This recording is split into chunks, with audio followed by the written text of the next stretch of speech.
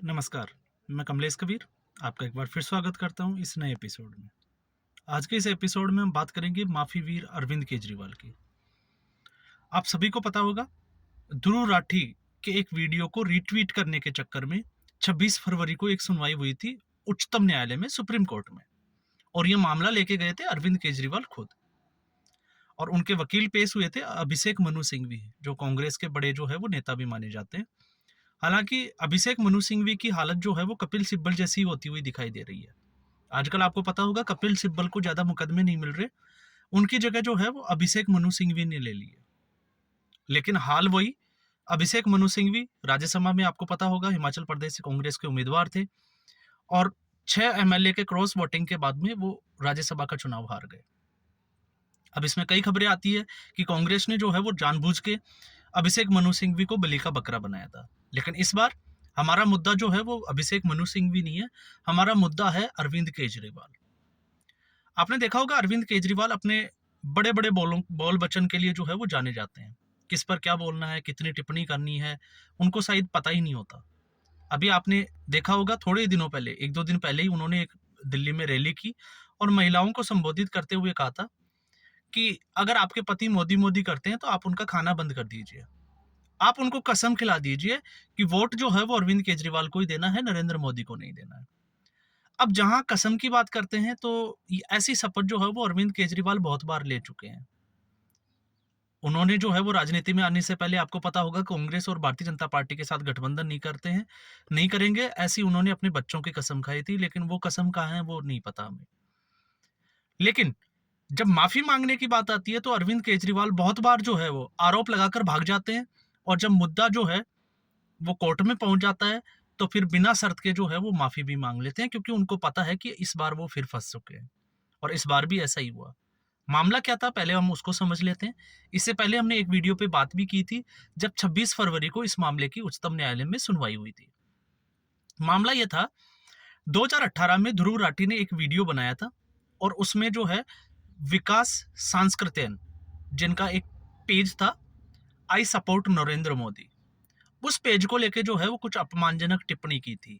और उसी को जो है वो बिना सोचे समझे अरविंद केजरीवाल ने रिट्वीट कर दिया अपने एक्स और ट्विटर हैंडल पे, और उसमें उसको भारतीय जनता पार्टी की आईटी सेल पार्ट 2 का नाम दिया।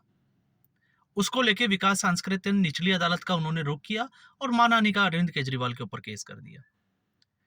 अरविंद केजरीवाल के ऊपर जब केस किया तो उसके बाद में निचली अदालत ने जो है वो इसके ऊपर ट्रायल, या इसको हम कहें कि मुकदमे को अनुमति दे दी, और अरविंद केजरीवाल को समनिंग कर दी। उसके बाद में अरविंद केजरीवाल जाते हैं सुप्रीम कोर्ट, निचली अदालत के उस फैसले पे रोक लगाने के लिए। तो 26 फरवरी को इस पे सुनवाई हुई, और सुप्रीम कोर्ट ने इस मामले पे अंतरिम आदेश तक, या इसको कहें कि अगली सुनवाई तक जो है वो किसी भी तरह की कार्रवाई के ऊपर रोक लगाते हुए एक निर्देश और पूछा भी था।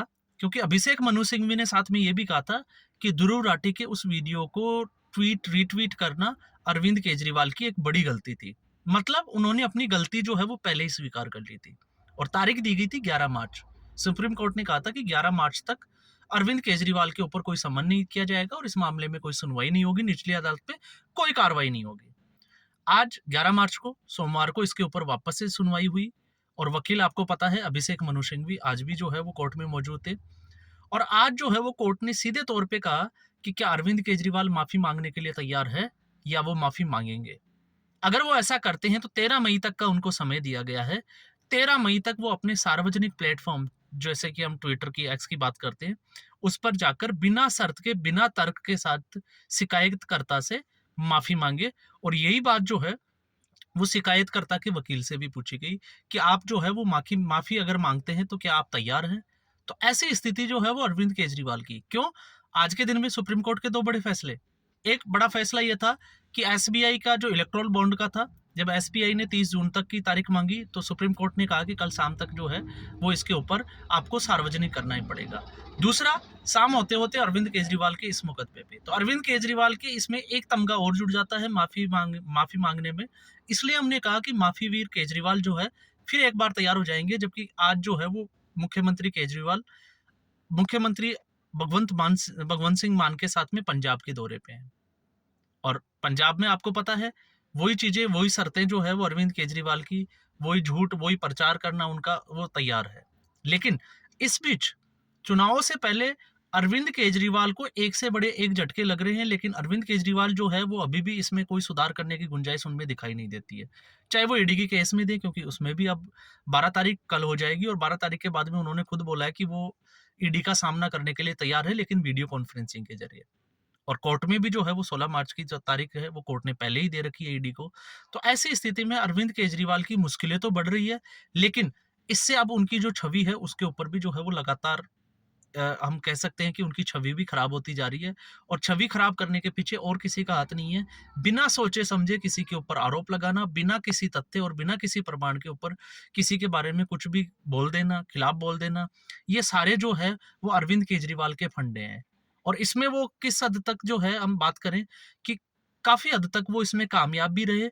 और आपको पता होगा अन्ना हजारे का जब आंदोलन हुआ था तब उन्होंने शीला दीक्षित जी के बारे में, अरुण जेटली के बारे में, सुषमा स्वराज के बारे में, तमाम तरह के उन्होंने बड़े-बड़े आरोपों, घोटालों में जो है वो नाम लिया। और जब उनके ऊपर मानहानि का केस किया गया, तो फिर उसके बाद में वो कोर्ट में जाते हैं और उनको लगता है कि अब जो है वो कोर्ट में उनका कुछ होने वाला नहीं है। तो ऐसी स्थिति में वो जो है वो माफ़ी माँग लेते हैं। तो उनको ये पता है अच्छे से कि कोर्ट में जो है वो जाके माफ़ी माँग लेंगे, लेकिन एक बार के लिए महीने, 2 महीने और साल, 2 साल के लिए जो है वो जनता को बेवकूफ़ ज़रूर बना देंगे। और बेवकूफ़ कैसे बनाएँगे? वो इस तरह से दिखाते हैं कि वो अरविंद केजरीवाल ही एक ऐसे बंदे हैं, ऐसा व्यक्ति है जो इस देश को बचा सकता है, इसका लोकतंत्र को बचा सकता है। बाकी सारे नेता जो है वो चोर हैं, भ्रष्टाचार में डूबे हुए हैं। लेकिन जब नैतिकता की बात आती है तो अरविंद केजरीवाल फिर उन्हीं लोगों के साथ में बैठे हुए दिखाई देते हैं, क्योंकि उनको सत्ता प्राप्त करनी है। उनको अब लोकसभा में जिसकी हम बात करें कि उनको अपने सांसदों की संख्या जो है वो बढ़ानी है। और यही एक वजह है कि अब वो कांग्रेस पार्टी के साथ में मुलायम सिंह यादव के बारे में वो बड़ी-बड़ी बातें करते थे। आपको बहुत सारे पुराने फुटेज जो है वो देखने को मिल जाएँगे। लेकिन अब जो है उनके साथ हाथ मिलाने के लिए तैयार है, क्योंकि उनको लगता है कि कांग्रेस के बिना दिल्ली में जीतना अब बहुत मुश्किल है। 2 बार वो ऐसा करके ट्राई करके देख चुके हैं। दोनों बार उनको लगा था कि उन्होंने कांग्रेस को हरा के और सत्ता में वो वापसी कर ली है। और भारतीय जनता पार्टी को भी उन्होंने, आपको पता होगा, एक बार के चुनाव में 2014 में जब चुनाव हुए दिल्ली के, तो उस वक्त भारतीय जनता पार्टी सबसे बड़ी पार्टी थी, लेकिन अरविंद केजरीवाल ने कांग्रेस के साथ में गठबंधन करके सत्ता प्राप्त कर ली। और उसके बाद 2019 में भी उन्होंने वापस से जो है वो 70 में से 67 सीटें, 67 सीट्स उनको मिली। लेकिन इतनी सीटें जीतने के बाद, पूर्ण बहुमत होने के बाद में भी लोकसभा में उनका खाता भी नहीं खुल पाया। तो यही एक बात का डर था अरविंद केजरीवाल को, इसलिए उन्होंने राहुल गांधी के साथ में, कांग्रेस पार्टी के साथ में विपक्षी गठबंधन इंडिया अलायंस में जाने का फैसला लिया, क्योंकि उनको पता है कि वो अकेले दम पे दिल्ली की जो सीटें हैं, उनमें से एक भी सीट नहीं निकाल सकते। लेकिन उलट इसको आपको पता होगा, पंजाब में उन्होंने कांग्रेस को डिफीट किया है। कांग्रेस को जो है वो बुरी तरह से हराया, तो उनको लगता है कि शायद पंजाब में जो है वो जनता उनको अभी वोट करेगी और कांग्रेस पार्टी को वोट नहीं करेगी, इसलिए उन्होंने गठबंधन भी नहीं किया।